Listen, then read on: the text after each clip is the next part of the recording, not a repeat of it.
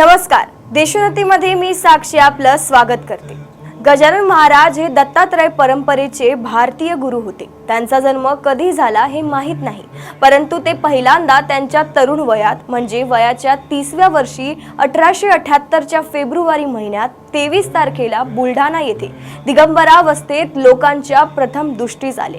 त्यावेळी ते देवीदास पातुरकरांच्या मठाबाहेर उष्ट्यापत्राडीवरील शीते उचलून खात होते।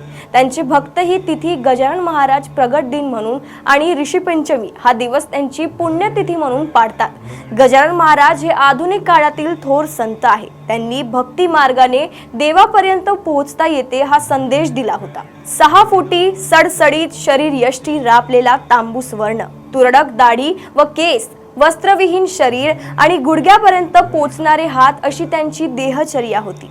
पाय अणवाणी आणि हाती असलीच तर एखादी चिलम व तिला छापी म्हणजेच कपडा गुंडाळलेली असे। स्वामींनी त्यांना त्यांच्या कार्याची अनुभूती करून दिली व गुरुदीक्षा दिली। मग तेथून गजानन महाराज शेगावी आले। या संदर्भात दासगणूंनी लिहिले आहेत की कोण हा कोठीचा काहीच कडेना, ब्रह्माचा ठिकाण कोण सांगे, साक्षात ती आहे परब्रह्म मूर्ती, आलीसे प्रचिती बहुतांना।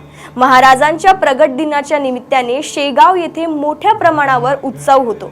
महाराजांना झुणका भाकरी सोबतच शेंगा, हिरव्या मिरच्या, पिठी साखर अतिशय आवडत असे। कधी कधी अमर्यादपणे चित्र विचित्र खावे तर कधी कधी 3-4 दिवस उपाशी राहावे अशी त्यांची रीत होती। भक्तांकडून येणारे पंचपक्वानाचे ताट असो वा कुणी कुत्सितपणे दिलेला वाटलेल्या मिरच्यांचा गोळा असो, प्रसन्न भावाने त्याचेही ते सेवन करीत। गरीबा घरी जे अन्न सहजपणे उपलब्ध होऊ शकेल अशाच प्रकारचे अन्न म्हणजे ज्वारीची भाकरी, आंबाडीची भाजी, पिठले असे पदार्थ महाराजांना आवडत असे।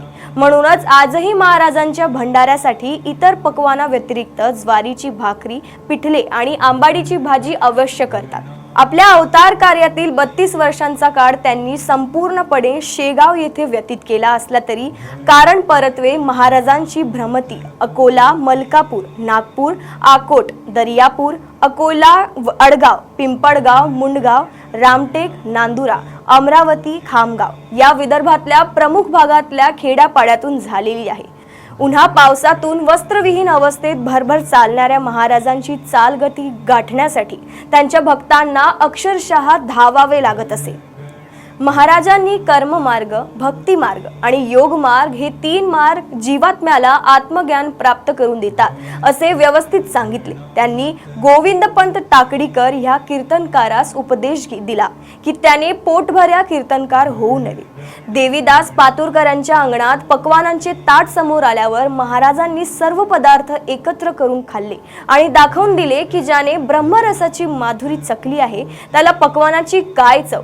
ह्याच ठिकाणी महाराजांनी सांगितले की शुद्ध ब्रह्म हे निर्गुण असते आणि त्याच्यापासूनच हे जग निर्माण झालेले आहे। देशोन्नतीतर्फे आपण सर्वांना गजानन महाराज प्रगट दिनाच्या हार्दिक शुभेच्छा। नमस्कार।